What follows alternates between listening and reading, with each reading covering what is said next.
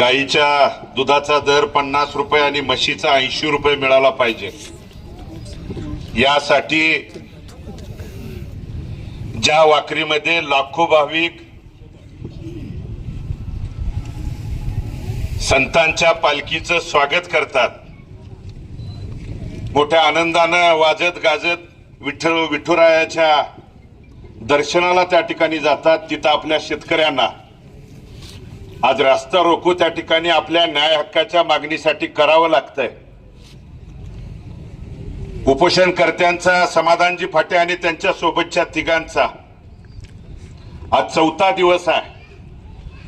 प्रकृती त्यांची दासळते, प्रशासन त्यांच्यावरती उपचारासाठी दबाव त्या ठिकाणी टाकतंय। पण आपल्या माध्यमातून पोलीस प्रशासन असेल, इतर सर्व प्रशासनाला देखील विनंती करणार की ज्या सरकारकडे मायबाप सरकार म्हणून आपण शेतकरी वेळोवेळी मागतो, त्या सरकारचं अधिवेशन नागपूरमध्ये 2 दिवस झालं सुरू आहे आणि तुम्ही प्रशासनानं त्या सरकारकडे, मग तुमचे आरजेडी असतील त्या माध्यमातून, इथले तहसीलदार, प्रांत, कलेक्टर यांच्या माध्यमातून त्या उपोषणकर्त्यांच्या वरती उपचारासाठी दबावाच्या ऐवजी त्यांची मुळात मागणी काय आहे, ही मागणी त्या शासनापर्यंत जर पोहोचवली आणि त्याला न्याय दिला तर बंधूंनो, उपोषण करावं, न्याय हक्काची लढाई लढावी हे प्रत्येकाला त्या ठिकाणी आपल्याला वाटत असतं। परंतु आपल्या ग्रामीण भागात म्हण आहे, छत्रपती शिवाजी महाराज जन्मले पाहिजेत पण शेजाऱ्याच्या घरात। आणि ते उपोषणकर्त्याला जर विचारलं ती काय परिस्थिती होती, काय अडचण निर्माण होती, तर अतिशय बिकट परिस्थितीतनं मग समाधानजी आणि त्यांचे 3 सहकारी आज 4था दिवस आहे आणि मागणी काय आहे। आज इथल्या अनेक संघटनेतले पदाधिकारी आहेत, प्रमुख आहेत, जिल्ह्याचे नेते आहेत, यांनी आपल्या मनोगतात बोलताना सांगितलं की गेल्या वर्षीची परिस्थिती, या जिल्ह्यातले अनेक साखर कारखानदार आणि नेते मताच्या जोगव्यासाठी तुमची कुणाची मागणी देखील त्या ठिकाणी नसताना कुणी दंड थोपटून, कुणी हवेत त्या ठिकाणी हात वर करून दर जाहीर केले आणि एकानं दर जाहीर केला की दुसऱ्यानं त्याच्यापेक्षा 10 रुपये 15 रुपये दिला, का? मताच्या जोगव्यासाठी।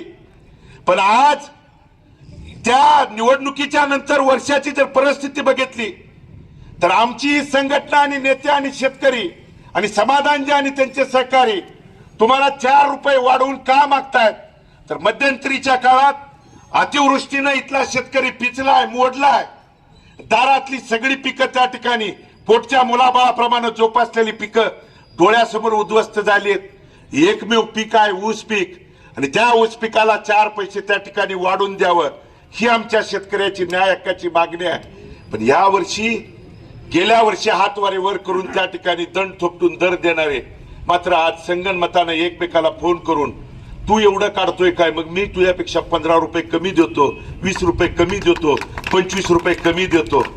आणि मुळात संघटनेतल्या तमाम प्रमुखांना देखील आवाहन आणि विनंती करतो, प्रशासन असेल, काही नेत्यांनी तुम्हाला गृहीत धरलंय, प्रशासन देखील म्हणतंय अमुक अमक्याला अमुक अमक्याच्या माध्यमातून सांगितलं की त्याची तीव्रता कमी होती आहे। तीव्रता कमी जरी झाली तर शेतकऱ्याच्या हितासाठी लढणारा मग समाधानजी आणि ते 3 सहकारी नुसत्या ऊस दराला नाही, आणि ते काय त्यांचं पहिलं आंदोलन नाही, 10-15 वर्षापासून इथल्या शेतकऱ्याला, समस्त इथल्या नागरिकांना न्याय मिळाला पाहिजे म्हणून कधी भाटघरच्या पाण्यासाठी, कधी उजनीच्या पाण्यासाठी, कधी लाईटचा प्रश्न निर्माण झाला, कधी इथल्या ऊसाच्या बाबतीतला प्रश्न निर्माण झाला की न्याय हक्काच्यासाठी मग कुणाशी भिडायची तयारी त्या सहकार्यांच्यासाठी आहे। आणि आज मी या ठिकाणी रस्त्यावरती आलोय, उतरलोय यासाठी की चळवळीतला सहकारी टिकला, चळवळ टिकली तर शेतकरी त्या ठिकाणी टिकणार आहे आणि शेतकरी टिकणार आणि ती चळवळ टिकावी यासाठी बंधूंनो त्या ठिकाणी रस्त्यावरती उतरलोय।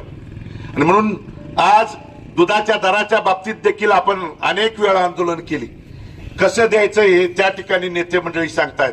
आमची इथल्या संघटनेच्या आणि इथल्या शेतकऱ्यांच्या माध्यमातून एवढीच विनंती आहे, अधिवेशन नागपूरला सुरू आहे, फक्त दुधाची भेसळ जरी थांबवली, भेसळ आज जरी तुम्ही त्या ठिकाणी ठराव पास केला आणि भेसळ थांबवली म्हणलं तर आमच्या गाईच्या दुधाला जवळजवळ 60-70 रुपयेहून अधिक आणि म्हशीचा 100 रुपयेपर्यंत दर त्या ठिकाणी जाईल. पण तुम्हाला करायचं नाही. गेंड्याच्या कातडीप्रमाणे कधी बहिरं, कधी आंधळं, कधी मुक्क त्या ठिकाणी सरकार फक्त इथं येऊन वेगवेगळ्या भूमिका जर त्या ठिकाणी सांगत असतील, मग पालकमंत्र्यांना इथल्या निवडणुकीमधले एक दिवसाआड यायचा इंटरेस्ट असेल तर आज 4था दिवस इथले उपोषण करते आहेत. जीवाशी त्या ठिकाणी खेळून शेतकऱ्याच्या न्याय हक्कासाठी त्या ठिकाणी झगडतायत, भांडतायत. का तुम्ही त्या ठिकाणी प्रशासनातले अधिकारी असतील किंवा संबंधित सरकार म्हणून तुम्ही येऊन इथं विचार त्या ठिकाणी पुश केली नाही? यांना बंधूंनो काही त्या ठिकाणी घेणं घेणं नाही. आणि म्हणून मला आपल्या माध्यमातून प्रशासनाला देखील आवाहन आणि विनंती करायची आहे. शेतकऱ्यांचं तिथं उपोषणकर्त्यांचं पोलीस प्रशासन आणि प्रशासनाच्या विरोधात नाही, त्यांच्या न्याय हक्काचं लोकशाही पद्धतीनं त्या ठिकाणी मागतायत. राहिला गुन्ह्याचा तर गुन्हे काय संघटनेला आणि आम्हाला त्या ठिकाणी नवीन नाही. आता तर मतदान केंद्रापर्यंत गेला म्हणून देखील गुन्हे त्या ठिकाणी व्हायला सुरुवात झालेली आहे. पण मला चळवळीतल्या पदाधिकाऱ्यांना विनंती करायची आहे, कुणाचा तरी जवळचा लांबचा नंतर बघू. राजकारणाच्या वेळी राजकारण प्रत्येकाने करावं, तो त्याला त्या ठिकाणी अधिकार आहे. पण कुठलं तर पद, कुठलं तर महामंडळ, कुठलं तर अमुक, कुठलं तर तमुक या नावाखाली तुमची जी धार बोचट करायचं काम गेल्या अनेक वर्षापासून सुरू आहे. तुमची धार म्हणजे शेतकऱ्याची धार त्या ठिकाणी बोचट न होऊ देता शेतकऱ्याच्या न्याय हक्काच्या लढाईसाठी आणि मला आपल्या माध्यमातून पोलीस प्रशासन आणि संबंधित प्रशासनाला सांगायचं आहे की त्या 4 पोरासाठी रस्त्यावरती उतरलोय. कारण ती पोरं शेतकऱ्यांच्यासाठी, सर्वसामान्यांच्यासाठी उतरतायत आणि त्याला किंचित जर देखील काय झालं तर अख्खा पंढरपूर तालुका नव्हे आजूबाजूचा परिसर चक्का जाम आणि बंद केल्याशिवाय त्या ठिकाणी राहणार नाही हे सांगण्यासाठी या ठिकाणी आलोय. आणि आम्ही बोलतो ती पोकळ बोलत नाही. एकदा उतरलो की उतरलो.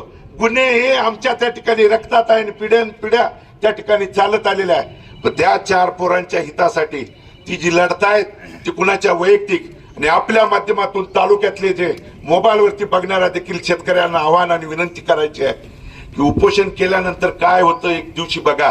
आपल्या आपल्या घरी फक्त एकच दिवस पाण्यावरती त्या ठिकाणी राहा. मग उपोषण करता कशा पद्धतीनं आज 4था दिवस स्वस्तोय हे त्या ठिकाणी तुम्ही परीक्षण करा. आणि उद्या जर खऱ्या अर्थानं ते तुमच्यासाठी न्याय हक्कासाठी लढत असतील असं वाटलं तर सरकारच्या विरोधात आणि या साखर कारखानदाराच्या विरोधात जे गेल्या वर्षी मताच्या जोगव्यांच्यासाठी एकमेकांच्या पुढे 10-20 रुपयानं बोलत होते ते आज शेपूट खालते हात घालून त्या ठिकाणी वेगवेगळ्या बिळात जाऊन बसलेत. ते बाहेर जर काढायचे असतील तर इथला शेतकरी रस्त्यावरती उतरणं त्या ठिकाणी गरजेचं आहे आणि न्याय हक्कासाठी रस्त्यावरती उतरावं ही विनंती समस्त त्या ठिकाणी शेतकरी बांधवांना करतो आणि मी या ठिकाणी थांबतो. धन्यवाद.